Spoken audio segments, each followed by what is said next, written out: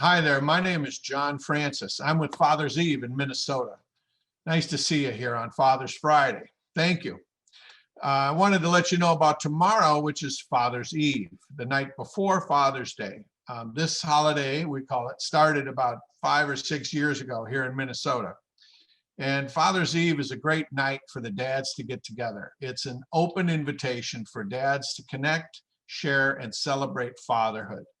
We do it in a virtual event online and also in real life in a number of cities around the country. There'll be guys getting together in garages and backyards and bars and restaurants and all kinds of different groups and facilities. Check out fatherseve.com and come join us. Our best, most important thing we do is at 8 o'clock countdown toast. We toast to the dads at 8 o'clock local time. We'd love to have you join us. Hit the website, sign in with your email, and you'll get access to the online virtual event. It should be a lot of fun. And if you want to host an event or join an event, you'll find those listed on the website as well. That's Father's Eve. That's tomorrow. For tonight, Father's Friday, I want to introduce the next panel. Fatherhood is being redefined these days, right? As we're all dads doing our part and doing our thing, you don't just leave your fatherhood at home.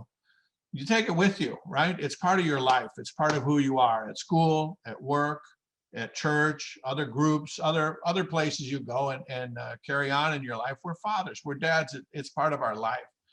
So these dads and this next panel are going to talk about how they're redefining fatherhood on their terms. And the panel is moderated by my friend Matt, who's also a great dad doing great things in his community and for fatherhood as well. So we're glad to be part of it from Father's Eve and proud to be connected with Fathering Together. Really appreciate the opportunity. I hope you enjoy this next panel. Thanks very much. Welcome to our second panel for Father's Friday. My name is Matt Prestbury, and I'm the founder of the Black Fathers Foundation. The Black Fathers Foundation exists and operates with 3 pillars in mind. That is to be a funding organization for Black-led organizations that work with Black men, for individuals, and for families. The second pillar is for networking, bringing organizations together that work with those Black men so that we can best serve them, and also creating content. Our mission really is to provide resources for Black men who are actively raising their children or working to raise their children, and help supporting them in order that they can be the best fathers that they can be, in the process of also shattering stereotypes and misnomers about who we are as Black men. I'm very excited today to welcome our panelists to share how they are reimagining fatherhood and gender dynamics within the workplace. Brian, let's start with you with our first question. First question is, please give us a quick 1-minute intro to you and your family, and please let us know why you got involved in this work. Great, thank you, and thank you for having me. I really appreciate the opportunity and to learn over the next hour or so that we spend together. So my name is Brian Corrigan. I work at a company called Pfizer, and I head up a group called Global Clinical Pharmacology, and we're responsible for sort of some of the early studies that we do for all our therapeutics across Pfizer, doing different types of trials that support understanding how the drug is metabolized and excreted in the body, how it works.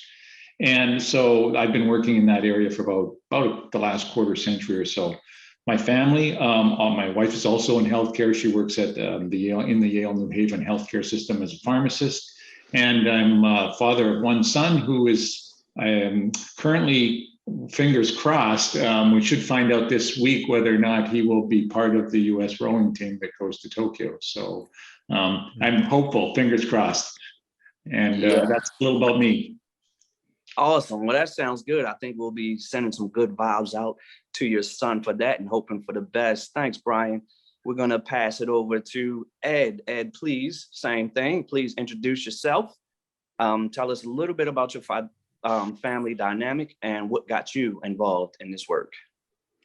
Thanks, Matt. It's also great to be with you, Ted, and Brian as well, and be part of this event today. I'm a writer by profession.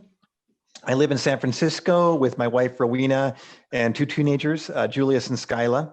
And being a dad has been really central to my identity since I had my son Julius about 18 years ago.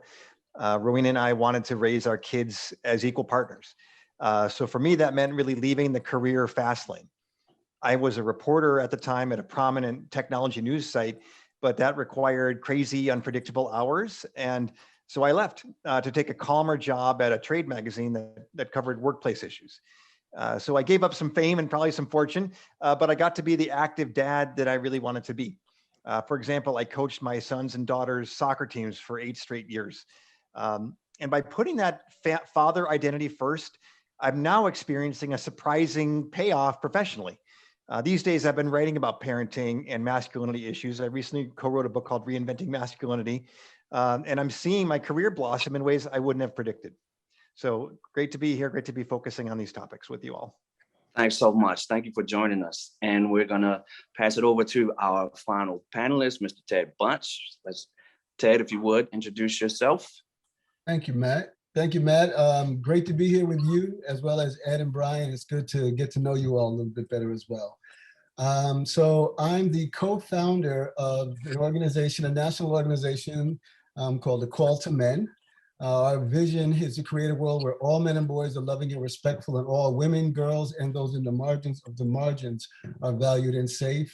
My work began out of more than 25 years ago. I ran the largest domestic violence program for male domestic violence offenders in the country here in New York City. And from that work, moved into founding the organization A Call to Men with my friend Tony Porter, really from the lens of that while the overwhelming majority of violence against women is men's violence, the overwhelming majority of men are not violent, but we're silent about those that are. And so prevention was really where we wanted to spend our time. And then that prevention efforts and that prevention analysis grew deeper and deeper and deeper into healthy manhood. That really healthy manhood is the solution to ending all of our social ills: domestic violence, sexual assault, racism, homophobia, heterosexism, all of those things we tie into the solution being healthy manhood. So I'm really happy to have this conversation with you all. And of course, that includes fatherhood. And I actually am the father of 6. And they go from the ages of 31 to 19. I have to clarify it though, because there's 3 biological children and 3 who came into our lives as teenagers about 7 years ago, who we have the blessing of being able to parent. And they're multi-racial children. I have white children and Black children, and they're also throughout the gender spectrum. So I have 2 queer children as well.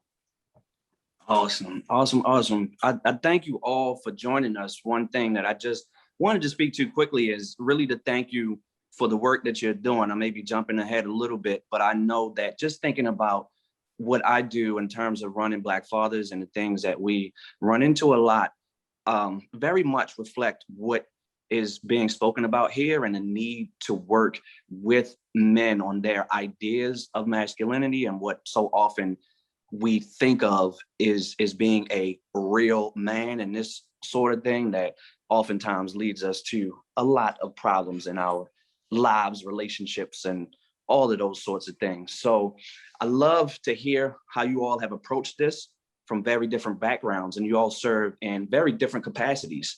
So with that in mind, Ted, we're going to start with you. We're going to send this next question over to you. And what it is, the question: as leaders in very different workspaces, how do you create a culture change where dads can bring their identity to work? Yeah, thank you so much. Great question. And our work at A Call to Men is we work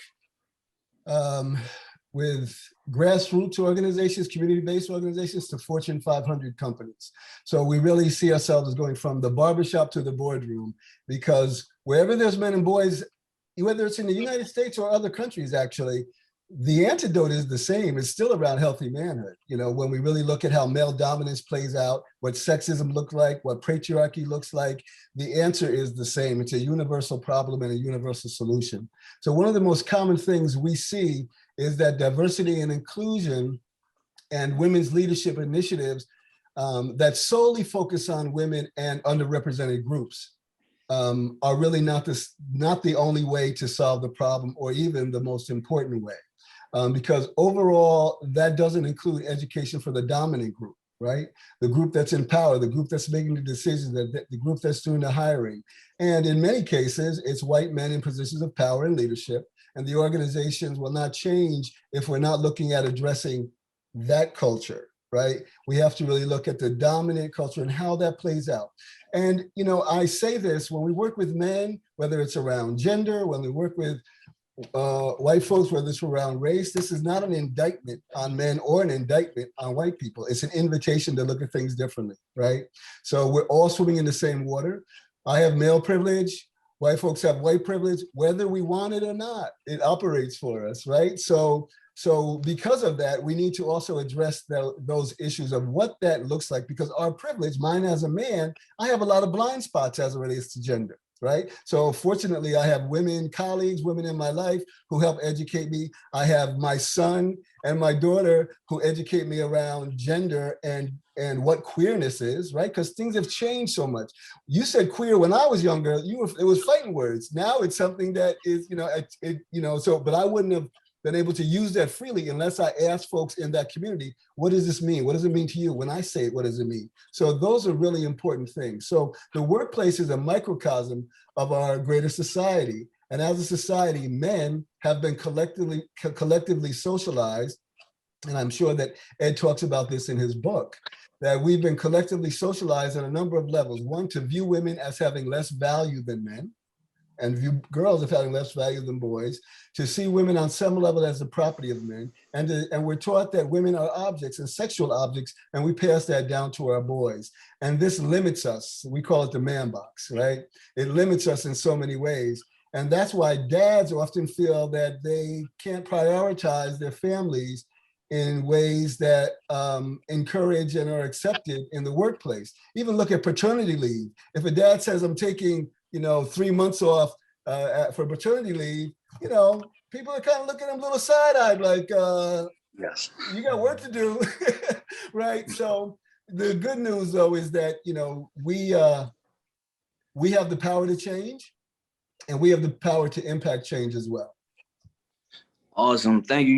You brought up a great point that I just wanted to chime in on in terms of the children. And I think I know personally with my children, they check me on a lot of things and also introduce me to a lot of ideas. My daughter especially is extremely protective and will defend almost anyone. So if you say anything wrong about any group in this society, like, she'll really check you on it. So I love to see that the youth are coming up, and I feel like they're going to be the change that we really need to see in terms of acceptance, compassion, and all of those sorts of things. I think this generation is really bringing it. With that said, we're going to jump over to Brian with the same question, and I can repeat it. As leaders in very different workspaces, how do you work to create a culture where dads can bring their identity to work? And thanks. And, just to build on some of the things that both Ted said and Ed said earlier, right? Some of those skills that fathers have cross over into the workplace so well, whether it be, as Ed mentioned, around being advocates, being mentors for their children, advocating for them wherever they go, right? And I think there's a recognition, at least within where I work, that the role that men play is very important. And something I didn't mention in my introduction, why am I here, right? Why is a scientist from Pfizer here?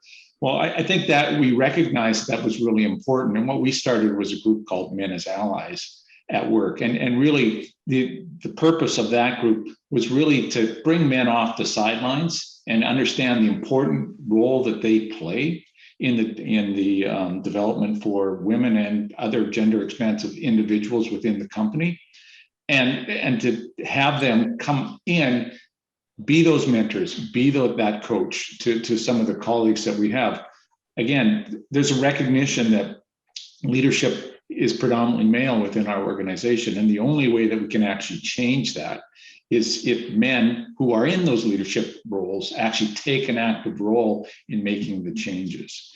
And so the Men as Allies group was started within the last year or so, helping to support some of the goals that we have within the organization around gender parity, making sure that we can reach them, helping men to understand that we do have some biases and blind spots, as Ted said, right? And just helping to understand that we all have biases, and it's just understanding how to recognize them, what you can do about them, how you can balance them.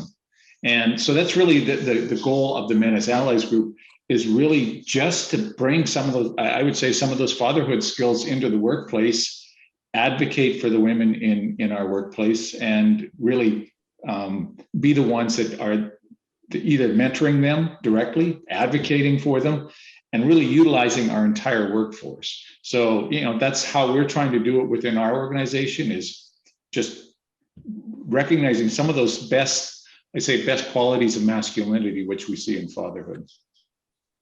Awesome. Thank you. And we're going to swing over to Ed to take it home for us on this question. Let me know, Ed, if you would like me to repeat the question.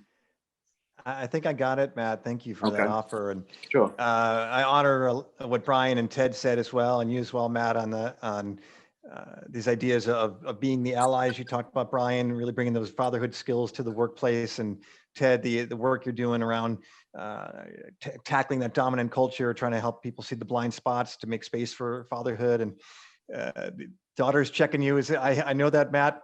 My daughter does that all the time too, and I'll say a bit about her as well today. But I would offer a couple of traits or characteristics that I think would apply to what Ted and Brian said as well.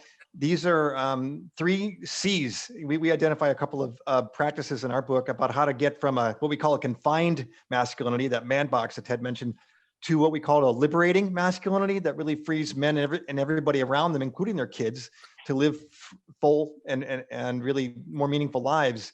And those 3 C's, I think, for this work of bringing fatherhood to work are curiosity, courage, and connection.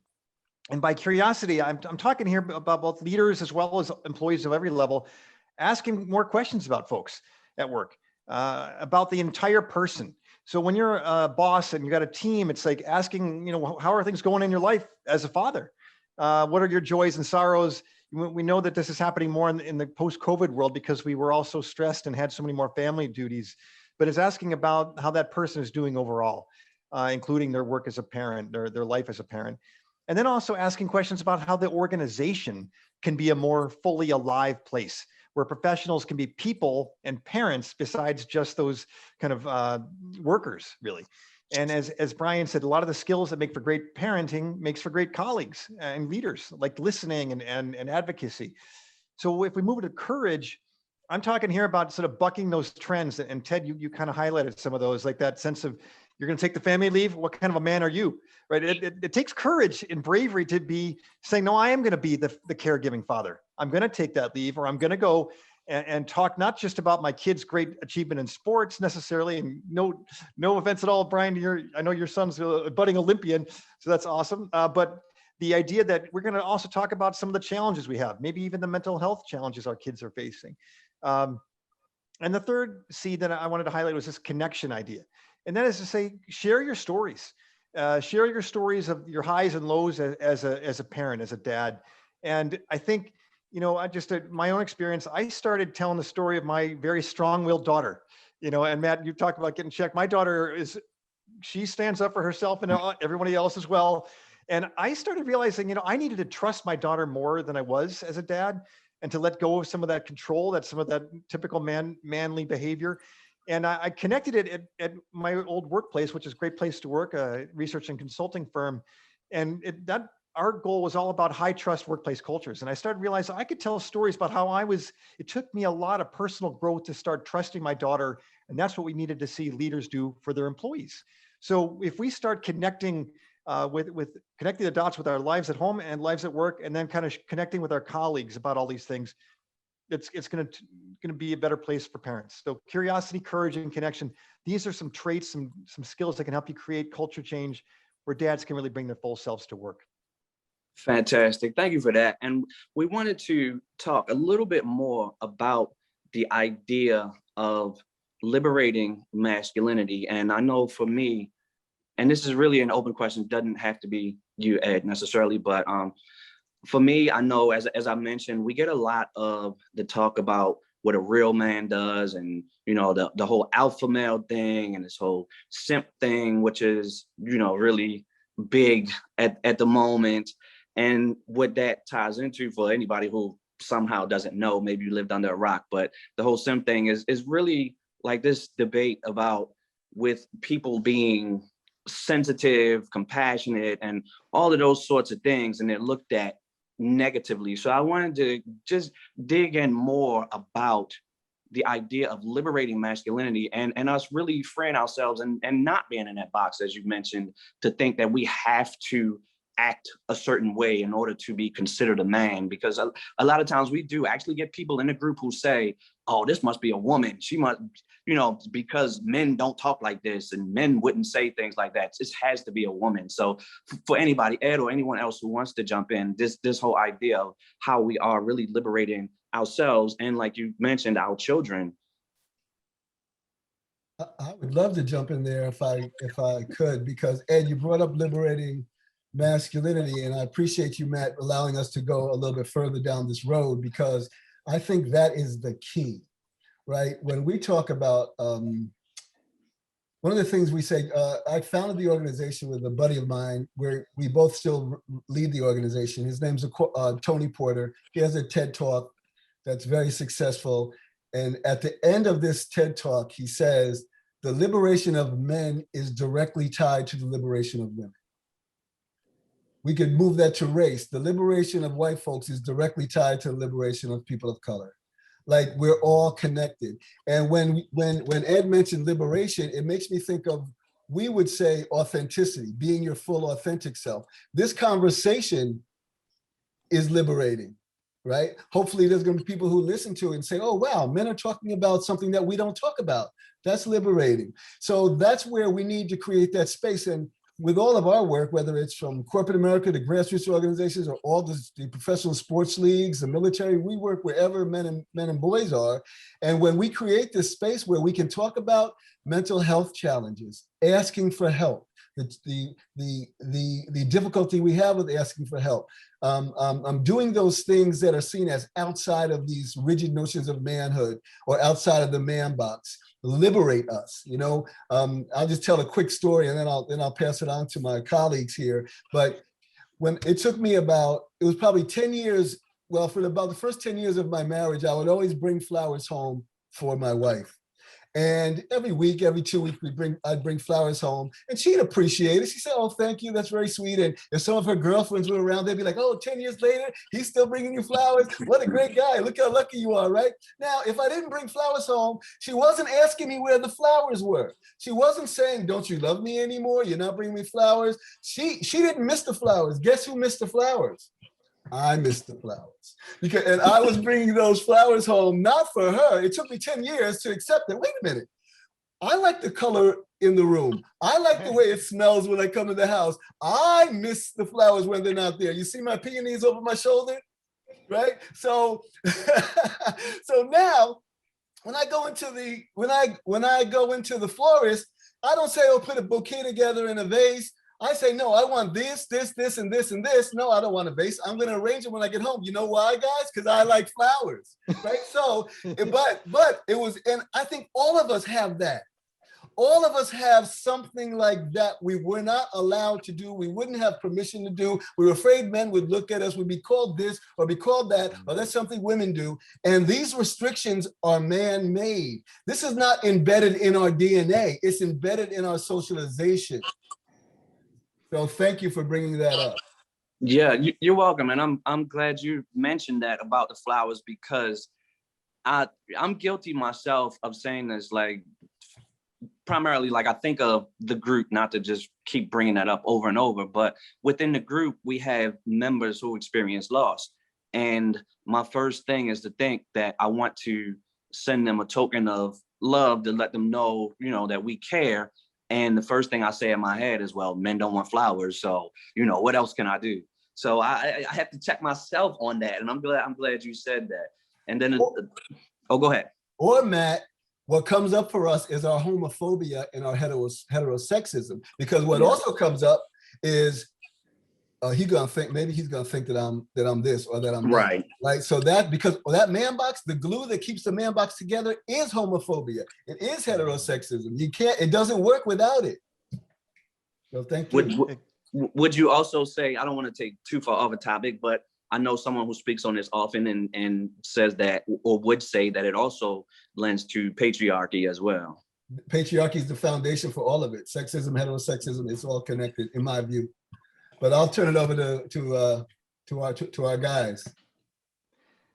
If I could Got jump in on that Sure. note about the flowers also, fellas, one sign of hope for me is that my son, he majoring in botany.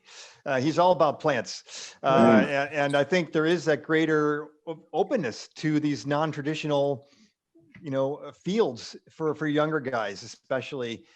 So yeah, and I'm a flower guy too, Ted. I'm gonna say it loud and proud.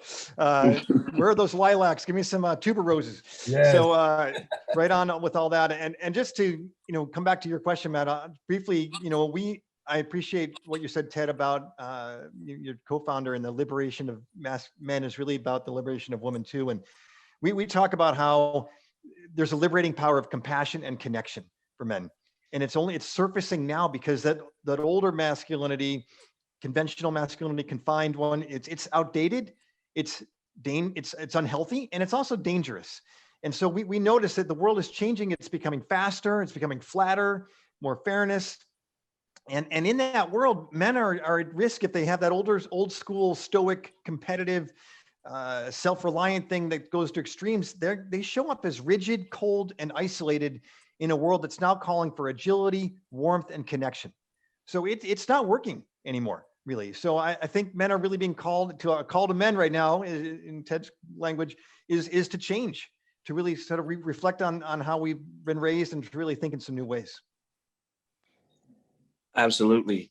And I like to call it in general, not even just necessarily about masculinity, though it does certainly tie directly in, but I look at fatherhood particularly and the evolution that I have seen over the course of the years, where we have been becoming not only more nurturing as fathers, but really also proud to show it. And like, I know that social media plays a large part in that. And I think that's a beautiful thing, because by us being able to share these things, it is affecting others. And I feel like it's having a ripple effect or a domino effect, where other people are saying, you know what, it really is okay to love flowers as a man. As you can judge me if you want, but I don't care. I'm gonna love these flowers anyway. So I think that's a fantastic thing.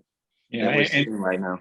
And just to add, I think, Ted, you're onto something there with respect to the liberating of men liberates women, right? One of the things, most of our workforce, my folks who work in my group have been at home for the last 15 months. And what I'm hearing from men, right, is all those things that they missed, all those, the celebrating their kids' accomplishments, things like that, being home, helping with school, things that they weren't able to do, has really changed their lives. And it's really sort of been an eye opener for them of all the things that they've actually been missing. At the same time, right, it's being an effective partner at home.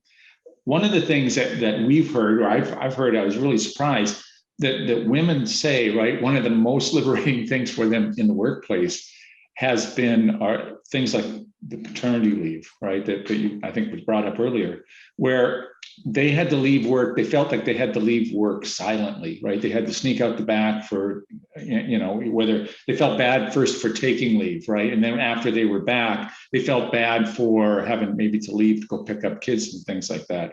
So, what they've said is, by seeing fathers take leave, right, it makes it so much easier for themselves, right, to take the leave and to, talk about it at work, and really sort of create something that they both, men and women can talk about in the workplace as some of those shared experiences. So, yeah. Fantastic. We're going to go into our third question. For this, I want to start with Ed.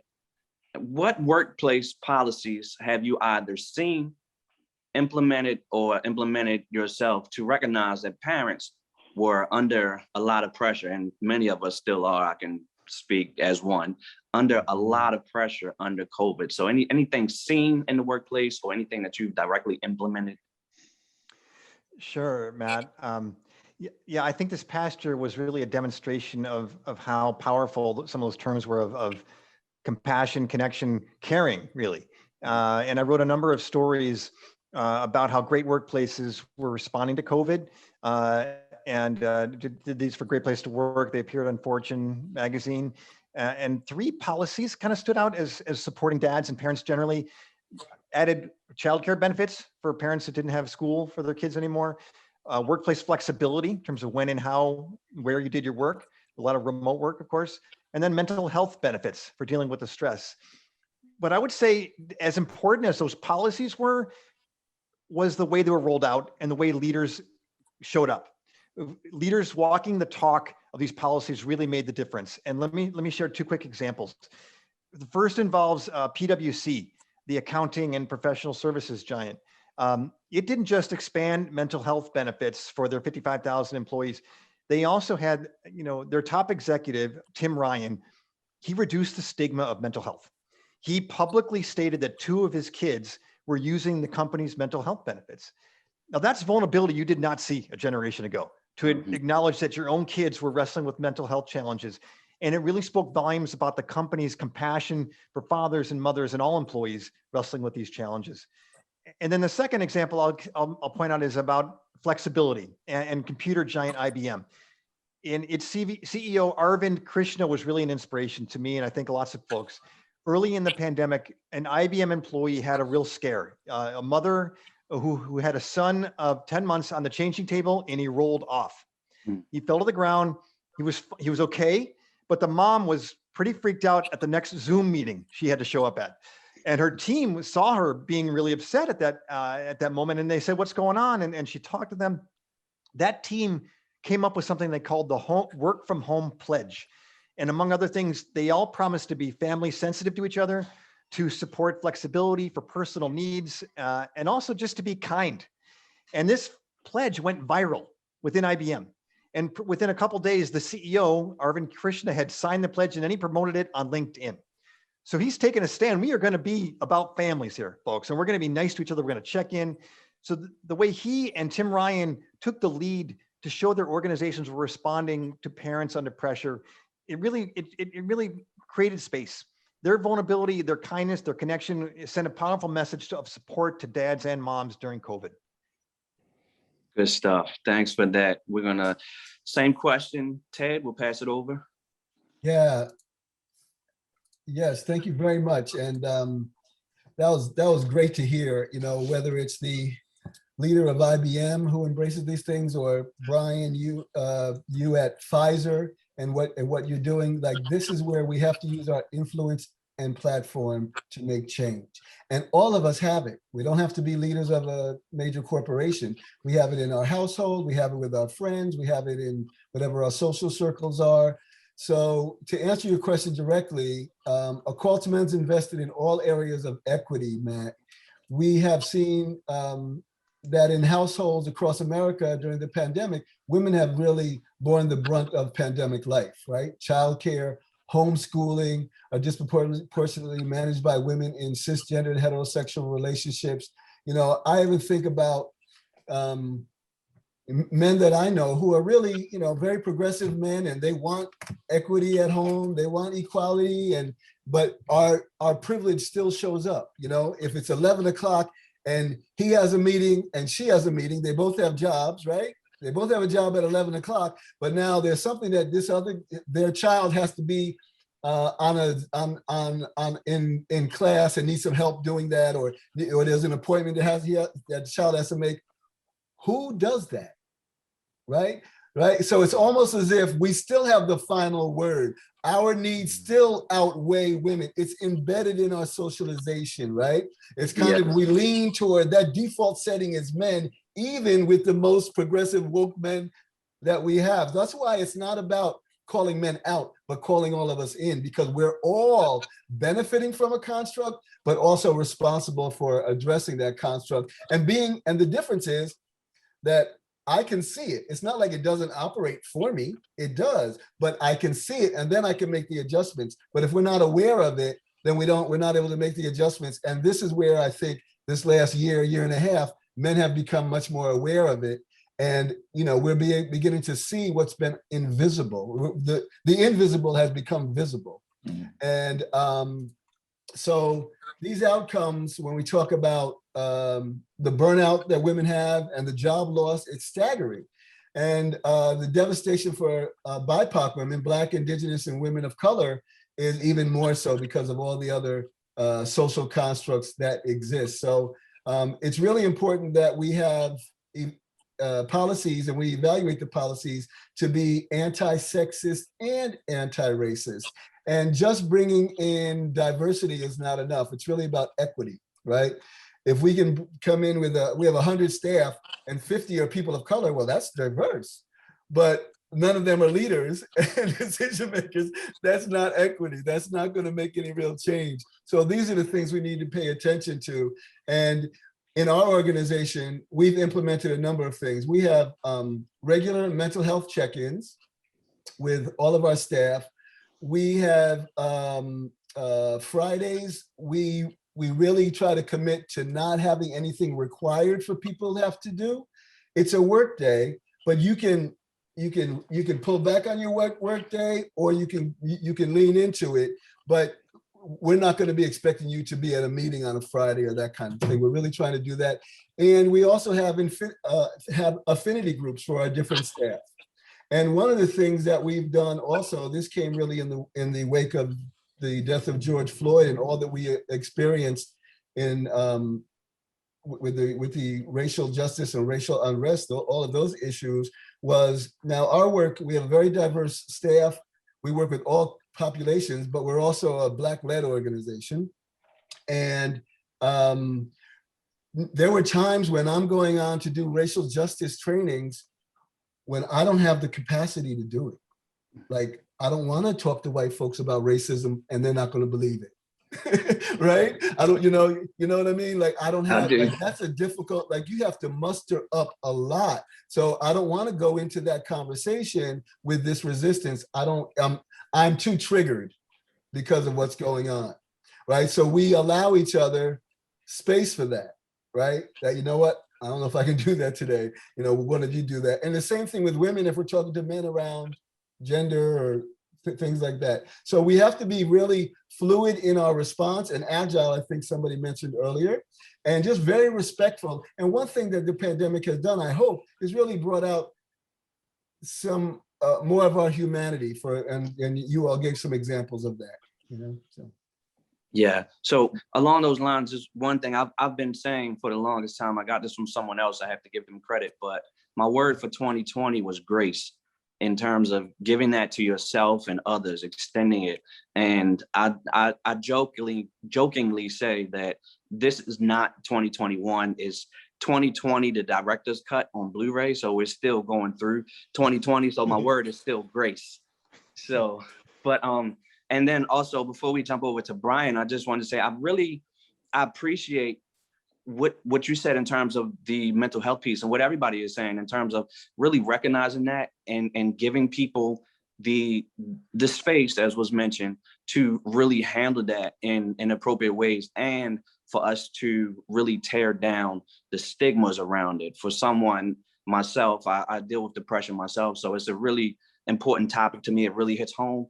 And I was just reading, I woke up like 2 o'clock this morning, and I was reading about Naomi Osaka and how she's been, getting the blues over her decision with, the tournament and so on and so forth, and how so many people still, even to this day, aren't understanding and thinking that she's just using this as an excuse, just throwing out mental health just because it's easy to do to get out of something. And I just want to commend everybody who really understands just how important it is to not only recognize it, but to give people that space and allow them to work to heal themselves. So thank you for that. And we're going to jump over with the same question to Brian. Yeah, so, I think that some of the themes maybe I'll just build on around that, the old norm, right? And so we were sort of stuck in a way of thinking around, you must be in the office, right? You must come in, as a manager, I must be able to see what you are doing in front of me. And that's the only way that, and you must do it like me, right? In order to be effective. And then COVID came along, we all got sent home, right? And you couldn't do it the same way. You couldn't watch them. So it really forced people to think about it. Oh, and by the way, where I worked, we were trying to actually sort of solve for a pandemic, to bring a vaccine, to bring therapeutics to the market, and which required us to work even faster. And I think what we've discovered actually is by people being able to work in different ways, bringing different skills to bear, having more time, not commuting, having more time actually to spend, that in that commute time, maybe you spend with your family, other things, or on your work, right? That you're actually more effective than you would have been at work, spending time talking to your colleagues and things like that. Not that those things aren't important, right? But it opened up an understanding that it's not how you get the work done, it's just that you get the work done. And I think we were able to demonstrate over the year that we can get the work done, and we could get it done more quickly than we ever had before. And so within the organization, there was an understanding that, well, let's build on that. And so we've sort of institutionalized that into a program we call Log Into Your Workday, where now, outside of lab-based workers, things like that, people that need to be on site, we're giving colleagues the flexibility going forward to work from home 2, 3, 4, 5 days a week, whatever they deem as most efficient, talk in a conversation with their managers. So we're going to take that. It saves the company, right? We don't have to have as much workspace, gives people time back in their day to do other things. And then I think what we've also recognized is that from a management perspective, it's really important to understand what's going on in your colleagues' lives, especially when they're not there right in front of you, right? So the managers actually have to sort of, well, how's your day going, right? What challenges are you facing today? And it could be basically homeschooling, could be mental health issues, a lot of different things. So it forces people to have a conversation around some of those challenges that they face in their new working environment. So overall, I think the changes have actually been very positive.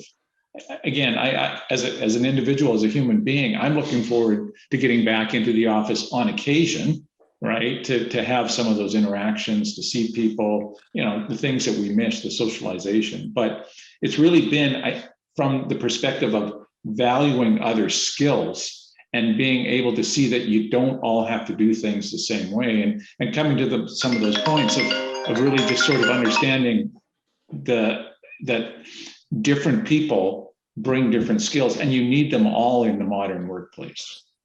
Yes, Yeah. fantastic. Matt, can I piggyback Yeah. on something Brian said there? Certainly. First of all, Brian, thank you for your vaccine. My daughter got it not long ago, and I think my wife and son might have had it too. So just hats off to all you all, Pfizer and the other drug pharmaceutical companies, for coming up with these life-saving, society-saving medicines. And it's great to hear that the way you guys worked was effective, maybe even more effective with this more flexible way. And I just wanted to highlight the point you made about managers checking in and being flexible and open. And I heard just a really beautiful story when I interviewed folks at Noom, which is the wellness company, works on fitness and weight loss. A guy I talked to there at the beginning of the pandemic, he and his wife and his very young child all had COVID. And the way the story he told is that his manager said, just drop everything, and don't even come up with a list of what your responsibilities are. Just take care of yourself and your daughter. And to me, in the past, often you're told, okay, do your thing, but first give us, all your priorities and tell us who should do it for us. Like, you had to take care of that intermediary step. But what I heard that manager doing is like, no, you are a father, you're a husband, you're a family person, you're a human being first. Right. Then we'll take care of the other stuff. And I think that's a subtle shift that speaks to how managers have kind of changed in this era to be more human, I think, as you put it, Ted, and to have that kind of care and that flexibility. I agree with that totally. And I'm glad you brought that up. I was actually talking to my children recently about how years ago when there was a death in the family, I know my boss at least used to require, and others that I've heard of, you would have to bring in the program from the funeral and basically almost a death certificate and everything else to like prove it. But now times are changing where it's like, I send an email, I'm not going to be in, had a death in the family, and it's all good and they understand. And even going further, my wife and I both, when we start a job, we make it very clear. My family is my first priority. This job is my second priority, right? I'm going to be here. I know this is how I make my living and all of those things, but my family comes first. So I'm not going to ignore them and work this job at their expense. So it's always good, I think, to lay it out on the table and see where your employer stands with that and not try to almost work yourself to death and avoid taking that time that you need for your family in those situations. We're going to get into our final question. So we've talked a lot about some tough subjects, and what I want to know now from everyone, and we can go around, what gives you hope for the future, or I'm sorry, what gives you hope in the future of work for parents? Ed, you want to go ahead and start us off? Sure, Matt. I'm sure Ted and Brandon have some answers here too. I would say that a big source of hope for me is younger dads. Millennial dads are changing the face of the workplace and making it more family friendly, as I see it, and making it a more holistic place that's good for moms too, and for all people. And some of the statistics show that millennial men are more likely than their fathers to take time off work after the birth of a kid. They're also spending more time with their kids. And they are more likely to see fatherhood as core to who they are, kind of like what you just said, Matt, about the priorities you put out. In decades past, as we know, a man was defined by his career, that provider role. But now there's a statistic that said 57% of millennial men treat fatherhood as the central component of their identity, according to the Pew Research Center. And so this generation of active dads is really pushing workplaces to be more father-friendly. And that in turn makes it easier in the future for dads to take their caregiving dadly duties to heart, if you will. It's like a virtuous cycle. And another big source of hope for me is the past year. You talked about the 2020 kind of extending into this year. I like that analogy, Matt. And COVID, the related economic roller coaster, the racial reckoning we talked about earlier, the alarming climate disasters that happened, wildfires in California, for example. All these crises amount to an opportunity. They are calling for workplaces to become more human-centered, as you put it, Ted, and to really focus on the holistic well-being of their employees, on compassion for each other. So I think that this past year has accelerated the push for parent-friendly workplaces, where dads have more freedom to love their work and to love their kids. Thank you. Pass it over to Ted. Yeah, great. Thank you. First, let me say, I want to also just say to Brian, thank you very much for your company and the other companies who have put so much into helping us save lives and get back to some sense of normalcy. And so I really appreciate that. I do see it as service. So thank you for your service. And then, Matt, I also don't want to pass by what you shared earlier around the depression. And I want to acknowledge and appreciate you sharing that and the authenticity in that, because you are not alone. It's thought that at least 6 million men in the United States, I think it's much more than that, suffer from depression and anxiety and goes undiagnosed. And male suicide is 3.5 times higher than suicide among women. Male identified youth is also suicide is also higher than female identified youth. And then queer youth is even higher because they're so much they're demeaned and cast aside because, again, of this man box construct that is harmful to everybody, right? So that's where my hope is really around that that crisis that we've been in over the last year and a half has revealed so many cracks. So we see the cracks now, and what are we going to do about them? But I feel like with having conversations like this and engaging more men who have a platform and influence is really the key.